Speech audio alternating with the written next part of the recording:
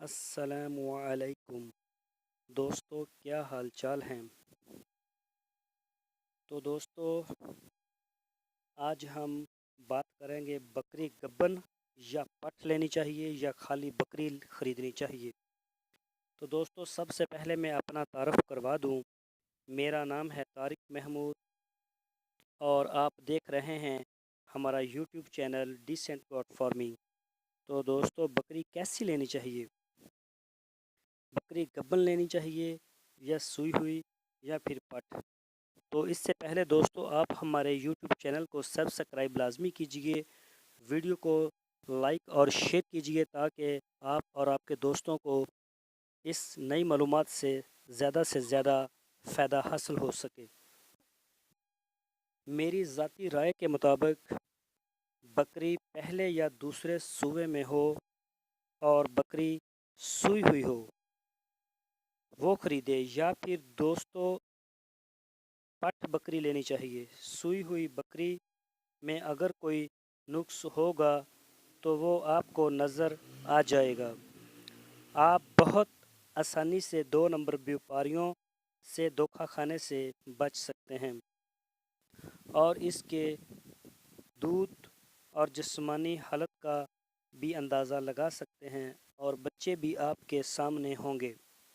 اس میں آپ آسانی سے ایک بہت اچھا فیصلہ کر سکتے ہیں جو کہ آپ کے لیے اور آپ کے فارم کے لیے فائدہ مند ثابت ہوگا۔ اگر پٹھ بکری لینی ہے تو اپنے فارم کے مطابق اچھی جسم والی اور خوبصورت پٹھ لیں، اور اچھی نسل اور اچھے قد والی ہونی چاہیے۔ پٹھ کو آپ خود اچھی طرح سے بنا سکو گے۔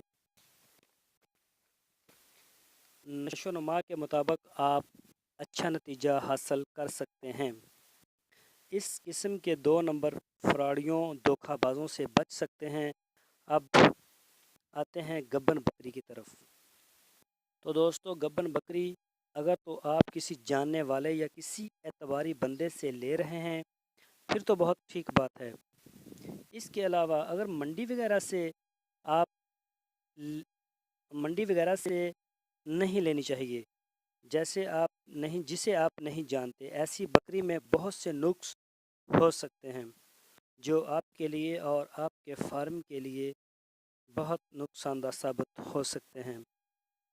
بعض اوقات دوستو ایسا بھی ہوتا ہے، آپ منڈی سے یا کسی انجانے بندے سے سوئی ہوئی بکری خریدتے ہیں، اس وقت یہ بھی دیکھیں کہ کوئی دھوکہ تو نہیں ہو رہا۔ آج کل دھوکے باز بیپاری ایسا بھی کرتے ہیں کہ بکری کوئی اور لے لی اور اس کے بچے کہیں اور سے خرید لیے کوئی نقلی، اور اس کے ساتھ لگا دیتے ہیں، جو کہ بہت بڑا نقصان ہوتا ہے خریدار کا اور اس کے فارم کا۔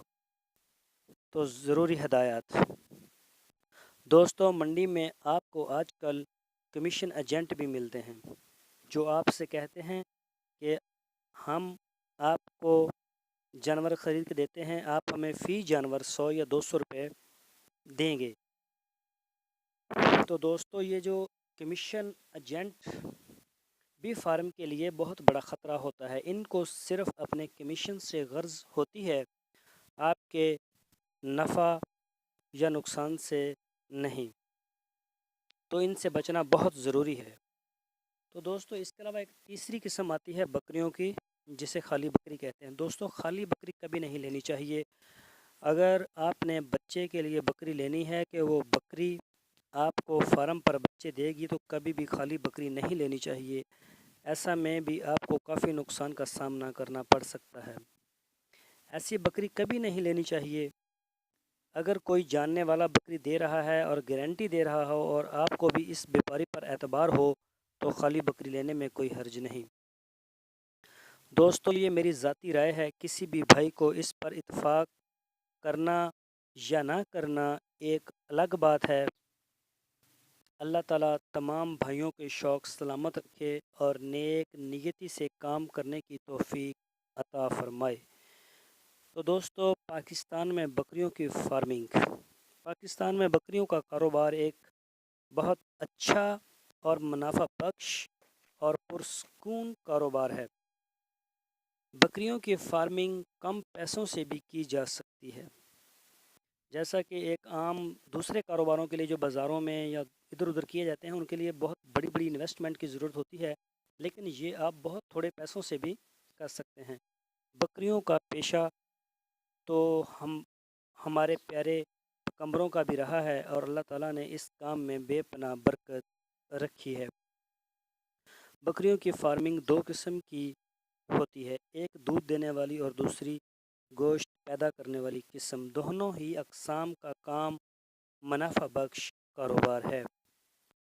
فارم بنانے کے لیے جگہ کا انتخاب۔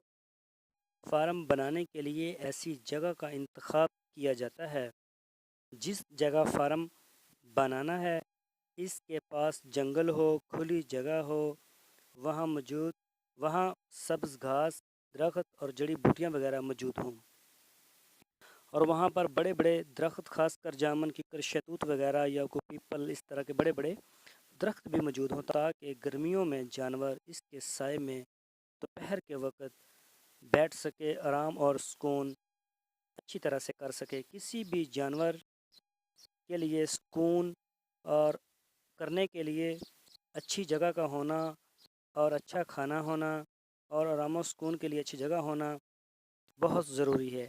ایسے جانور بہت جلد تیار ہوتے ہیں اور دودھ اور گوشت زیادہ پیدا کرتے ہیں اور صحت مند بھی رہتے ہیں۔ لیکن مسئلہ یہ ہے، اب اس دور میں پاکستان میں ایسے جنگلات یا کھلی جگہیں بہت کم موجود ہیں۔ اس کے علاوہ ایسی جگہوں پر پانی بھی موجود ہو، کوئی ندی، نالا یا چشمہ یا نہر، دریا وغیرہ موجود ہو پاس۔ کھلی جگہ پر فارم بنانے کا فائدہ یہ ہے، چراگاہوں میں جانے والی بکریاں اپنا وزن زیادہ بڑھاتی ہیں ان بکریوں کی نسبت جو کھرلیوں پر کھانا کھاتی ہیں۔ اس کے علاوہ چراگاہوں میں جانے والی بکریاں مختلف قسم کی جڑی بوٹیاں اور مختلف قسم کے گھاس کھاتی ہیں اور بہت ساری بیماریوں سے بچ جاتی ہیں، اور دودھ دینے والی بکریوں کے دودھ سے کسی بھی قسم کی خطرناک بدبو وغیرہ نہیں آتی۔ تو دوستو، چراگاہوں میں چرنے والی بکریوں کے جسم پر آپ کو بہت ہی خوبصورت واضح چمک نظر آتی ہے، اور دیکھنے والے کو بھی بکریاں خوبصورت نظر آتی ہیں، اور آپ کو بیچتے وقت خوب دام ملتے ہیں، منہ مانگی قیمت ملتی ہے۔ تو دوستو، چراگاہوں میں چرنے سے فارم کے اخراجات میں بہت بڑی کمی واقع ہوتی ہے۔ تو فارم میں جو سب سے بڑا خرچہ ہے وہ بکریوں کی خوراک کی مد میں اٹھنے والا خرچہ ہوتا ہے۔ چراگاہوں میں بکریوں کو چرنے سے آپ کی آمدن میں خاطر خواہ بے پناہ اضافہ ہوتا ہے۔ دوستو، فارم شیڈ بنانے کے لیے اونچی جگہ کا انتخاب کیا جائے تاکہ بارش کا پانی یا کوئی دوسرا سیلابی پانی کے آنے کا خطرہ نہ ہو۔ شیڈ کی بنیادیں بھی زمین سے 2 یا 3 فٹ اونچی ہوں تاکہ پانی کی نکاسی اچھی ہو سکے، اور شیڈ کی چوڑائی کا رخ شمالاً جنوباً ہو۔ شیڈ کی چھت کا پانی جو بارش کی وجہ سے آیا ہے وہ پانی صحن کی طرف نیچے نہ گرے بلکہ دوسری طرف جائے۔ شیڈ کی چھت 7 سے 9 فٹ اونچی رکھی جائے۔ جگہ ہوادار ہو، روشن ہو اور صحن میں سایہ دار درخت لگائیں۔ شیڈ میں سردی کے موسم میں دھوپ لگتی ہو۔ شیڈ کے فرش پنختہ ہوں۔ اگر کچے فرش ہیں تو شیڈ کی دیواریں کم از کم 2 سے 3 فٹ تک لازمی پکی ہونی چاہیے۔ ٹیڑی بکری کے لیے 10 مربع فٹ چھت کی ضرورت ہوتی ہے اور بڑی بکریوں کے لیے 12 مربع فٹ جگہ ہوتی ہے، اور صحن میں اس سے دگنی جگہ کی ضرورت ہوتی ہے۔ شیڈ کے اندر پانی کی نالی کی چوڑائی 1 فٹ اور گہرائی 9 انچ ہو، اور کھرلیاں شیڈ میں جانوروں کی تعداد کے मुताबिक होनी चाहिए। शेड में बकरियों का इंतखाब। बकरियों का इंतखाब बहुत सोच समझ कर करना होता है और ये काम सबसे मुश्किल काम होता है। इसके लिए आपको बकरियों के बारे में इल्म होना बहुत ज़रूरी है। किस इलाके की नस्ल किस मंडी से सस्ती मिलती है। जानवर लेते वक्त मुकम्मल तसल्ली कर लें कि जानवर को कोई बीमारी तो नहीं है। जानवर बिल्कुल और मुकम्मल तौर पर फिट और सेहतमंद है। बकरियों को अच्छी तरह देख लें। बकरियों के जिस्म पर चीचड़ ना हो और खुर के अंदर छाले वगैरह ना हो और बकरियों के जिस्म पर कोई ज़ख्म का निशान मौजूद ना हो। थन दो हों और दोनों बराबर हों। कहीं कोई ज़ख्म ना हो। पूरा हवाना चेक करें। थनों पर सोजन ना हो। अगर थनों में दूध हो तो निकाल कर लाजमी चेक करें और दूध का रंग लाजमी देखें। अगर बकरी हमला हो तो वो ज़्यादा सूतमंद साबित होगी। तो दोस्तों इसमें ज़रूरी बात ये भी है कि बकरियां जवान हों। बूढ़ी बकरी कभी ना ख़रीदें, वो आपके लिए और आपके फार्म के लिए बहुत बड़ा नुकसान होता है।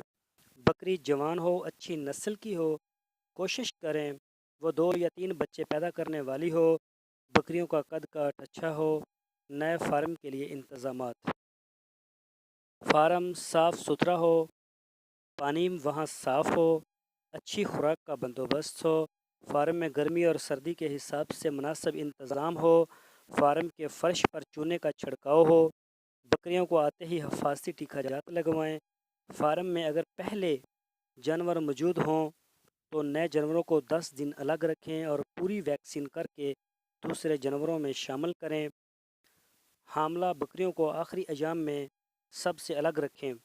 जब बकरी बच्चे पैदा करे तो कुछ दिन के बाद कीड़े वाली दवाई इस्तेमाल करवाएं। इसके अलावा बकरी की मेंगन को लेबॉर्ट्री से लाजमी चेक करवाएं और इनकी हदायत पर पूरा अमल करें। कामयाब फार्मिंग के लिए चंद अहम नुकात।